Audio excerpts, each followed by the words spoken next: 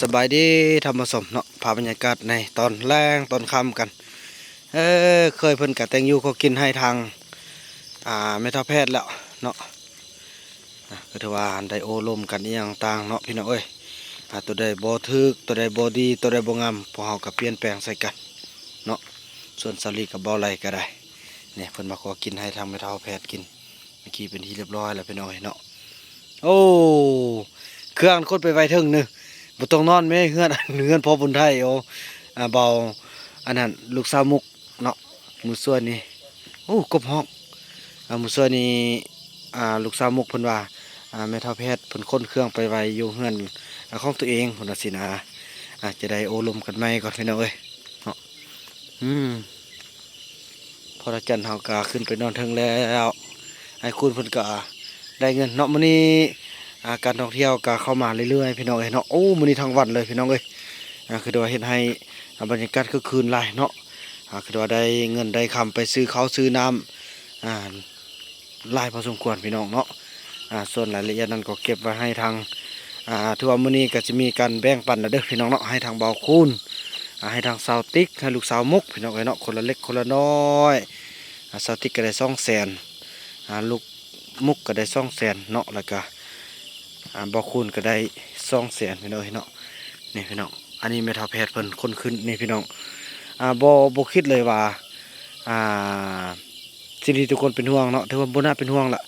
ถือว่าสูงต่ำบ่สำคัญพี่น้องเอ้ยในขนาดบ่แล้วเนี่ยเขาเจ้ายังขึ้นไปนอนได้เนาะอันนี้คือบอนแม่ทัพแพทย์เนี่ยเห็นบ่ในเครื่องเนาะเขาเจ้าเป้ขึ้นมาเองเนี่ยพี่น้องอ้อถูกนี่แต่บ่ได้ลูกสาวมุกมาเห็นแล้วเนาะเพิ่นว่าบ่ได้เพราะนอนเฮือนลูกว่าซั่นเพิ่นว่าเพราะว่าลูกสาวมุกนี่เลือกแล้วว่าขึ้นมานั่งเด้ขึ้นมานั่งบนแล้วมันชมวิวนั่นนี่ได้พี่น้องเนาะแล้วก็ลมพัดเย็นเย็นโอ้เพราะลูกจะเอาลังนี้เด้เพิ่นว่าเนาะพอมันโอ้พี่น้องเอ้ยยอมรับว่าลังนี้งามอีหลีเนาะแล้วก็เฮือนครัวทางนี้มานั่งลงที่นี่ป้าเถอะพี่น้องชมวิวเนาะบ่ให้เว้าเลยความคักกะโอเคลูกสาวมุกเลือกไปแล้วก็จะได้ให้เพิ่นไปนอนลังอันนั้นเป็นพระจันทร์เนาะก็จะไปนอนหลังที่3หมดเลยพี่น้องเนาะหลังที่3บรรดาแม่เฒ่านี่ที่จัดกันจังได้แหละพี่น้องเนาะมองตัวจริงก่อนนี่แหละพี่น้องป้าโตคักนี่เย็นดีพี่น้องไอ้คูณแท้มักแล้วแต่ว่าติอันนึงเพิ่นว่าติมันยังหัวเพราะว่าบ่ได้ลบแปะเด้อพี่น้องเนาะเห็นบ่หลังนี้เฮาบ่ได้ลบแปะเลยนี่หลังอื่นแท้ลบเพิ่นแล้วยังถึงเฮือนบ่คูณเนาะเพิ่นยังติเพิ่นว่ายังติแต่บ่ลบแปะนี่คันบ่ลบแปะนี่ถือว่างามเพิ่นว่าก็สิมักบ่มักก็ขึ้นมานอนล่ะพี่น้องเนาะนี่นอนนำพ่อเฒ่าจันทร์ไปเบิ่งมุมมองกันนี่แม่เฒ่าแพทย์เพิ่นเนาะนี่พี่น้องการที่เราเฮ็ดสูงนี่นะมันพ้นดีย้อนยังยามฝนเนาะยามฝนเฮาก็สิได้ตักเครื่องพี่น้องเนาะนี่เฮ็ดหาวใส่ตักเครื่องโอ้บักคักเห็นบ่อันนี้เขาก็ยังตักแล้วเด้นะอันนี้ไอ้คูนนี่พี่น้องเนาะก็เดี๋ยวนี้หั่นก็เดี๋ยวเขาจะมาเริ่มอยู่แล้วเนี่ยอันนี้คือไอ้คูนพี่น้องโอ้ยพี่น้องดีใจเด้พี่น้องไม่เปื่อยลายอีกเด้พี่น้องเนาะไม่เปื่อยลายงามพี่น้องพอเราจันเฮาไปเบิ่งเงินพอเราจันเฮาเคยมันก็อยู่ลังนันคุ้นเนาะโอ้นอนแล้วพี่น้องบกวนแล้วเนาะพอเราจันมันก็นอนแล้วกับพอเท้ากับไอ้คูนมันเนาะมันก็นอนแล้วพี่น้องโอ้เขาเจ้ามุงยานี่โบซื้อโบงามเลยการมุงยาเนาะลังนี่โบงามการมุงยาแต่ว่าทางเทิงไม่งามแล้วแต่ก็บ่ยักปันใดลังนี่น้องเคยก็เจ้ามุงตัวนี้บ่งามเนาะยาตัวนี้เนาะสิมือบ่ได้เลือกเนาะจุดนี้เนาะเงินน้องงามบ่เงินน้องเขามุงงามบ่อันนี้ก็งามว่าทีนี้ไปงามนะเนอะแต่นี้ไปงามเนาะสำหรับไม่งามเนี่ยแม่ทัพแพทย์เนี่ยเขาเจียวไว้หลังใดเราอยู่หลังใดหวัง เมทาแพทย์เมทามีนี่เฮาจะอยู่นํกันนี่เบิ่งนี่เนาะพอเราจันก็อยู่นำเบาคูนนี่เนาะ งั้น หลังที่1มันหลังเซาติกนี่ที่1มันน่ะหลังที่2ของน้องเนาะน่าจะเป็นหลังนี้นั่นแหละ เอาลังนี้เอา หาเมทาแพทย์นะ เลยรักษาดูหมอได้ เนาะผู้เฒ่าเด้เนาะสมัครอันนี้อันนี้แหละจะเป็นบ่อนที่อันบักส่วนกินเหล้าพอเราจันอยู่นำได้หมดเนาะ แม่น บักส่วนอันผู้ชายนะเรามาอยู่นี่หมดเลยเบาวาดนี่เบาเอกนี่อยู่นี่หมดเลยคุณเพิ่นพอบุญไทยน้องมุกนี่แล้วก็เบิ้งอันนี้มันคือซีเมนต์อันนี้ลังนี้เนี่ยจะมีเมทัลมิดเมทัลมีเมทัลเพชรเนาะแล้วก็คันว่าเป็นไปได้คันเข้าอันเบาวาดมาก็จำเป็นมันเนาะมันเฮาห้ามเขาบ่ได้เนาะเป็นผัวเมียสมมุติว่าเนาะเฮาก็อยู่นำกันนี้แม่นบ่เมทัลเพชรตอนนั้นเนี่ยยากคนก็อยู่ตรงของล่างนี่แหละจูผู้เฒ่าผู้แก่นะ แม่น พอเฮาเดี๋ยวนี้เฮาบ่ได้เฮ็ดหยังเทื่อนะเนาะเฮาบ่เฮ็ดเตียงเฮ็ดหยังเทื่อคันเฮ็ดแล้วเขาก็นั่งอ้อยต่อยแล้วอยู่ลุ่มพี่เลยเนาะ โอ้เคยอยู่ลงมันเนาะมันนะ พี่น้องเอ้ยจังซั่นแหละเพราะว่าคันขึ้นมาได้ว่าซั่นซะบ่าวาดก็ได้อย่าแต่สิบ่มาแต่ว่าได้ก็ย่าพี่น้องเอ้ย ตัวนั้น เนาะ มักติ๊ก ตัวนั้นน้องติ๊กเนาะเพิ่นมักแล้วเพราะว่าเมทัลเพชรนี่ก็ซื้อนี่แล้วได้เฮือนแล้วนะเนาะพอดีแล้วพี่น้องเอ้ยนี่พอดีซื้อหน้าบ้านเพิ่นตรงอยู่นี้นี่เซาลีเพิ่นนอนแล้วพี่น้องเอ้ยเนาะเพราะว่าบ่อยากกวนเพิ่นงามละอันนี้พี่น้องเอ้ยจะให้ทางครอบครัวของเบาวาดเนาะ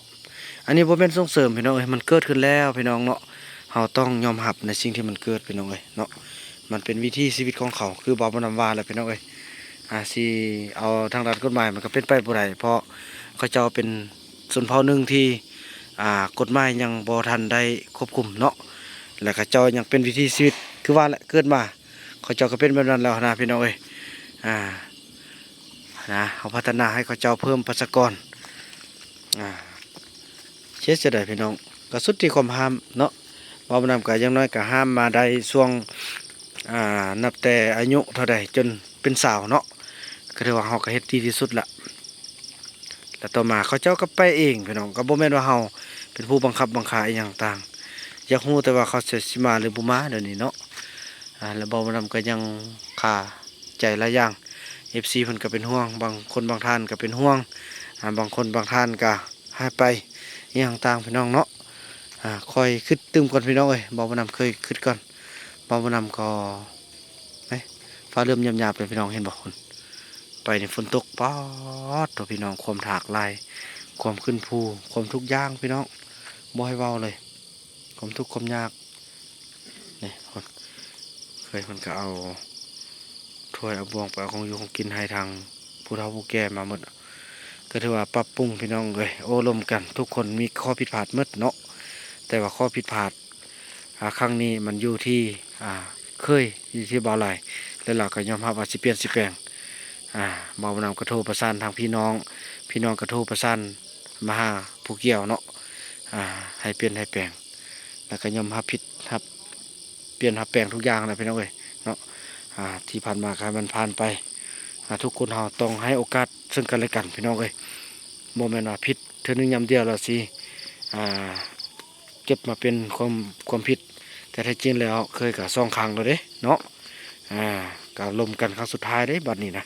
บ่ให้มีเติมและซาลีกับพอซาลีเนาะบอมนำกระลม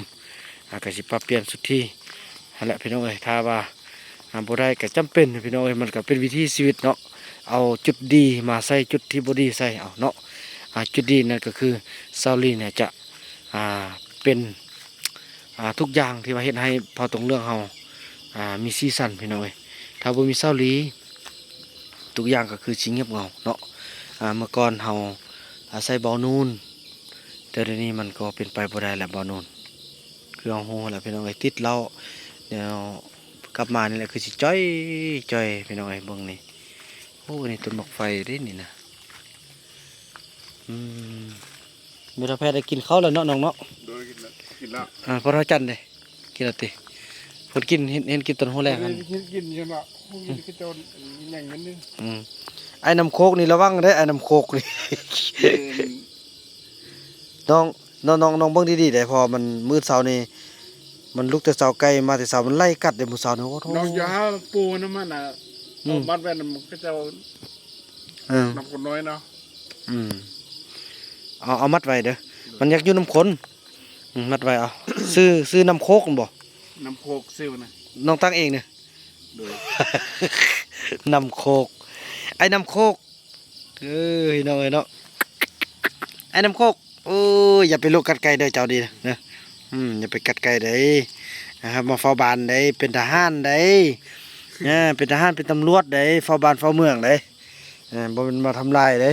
โอ้จะได้ซื้อเป็กมันซื้อเป็กมาซะมันบ่ไม่มัดกัน บ่คันเฮาอาบน้ำมันก็บ่เป็นหยังหรอกอันนี้เฮาบ่ได้อาบน้ำมันเด้ที่แท้ก็ซื้อมาใส่หั่นแหละ ซื้อมาซะกันไว้ เอาจังซั่นเด้อน้องเด้อให้ไปนอนก่อน เลย ลูกสาวมุกกามีทาง FC เนาะมีทางเอื้อยใหญ่เฮาพี่น้องเอ้ยเป็นข่าวดีเนาะอยู่รอท่าเบิ่งทางสาวมุกเนาะถ้าว่าอยู่รอดฮอด2เดือนเพิ่นสิซื้อเป็นของขวัญให้โทรศัพท์เนาะตอนนี้เพิ่นก็จบๆมองๆเบิ่งทาง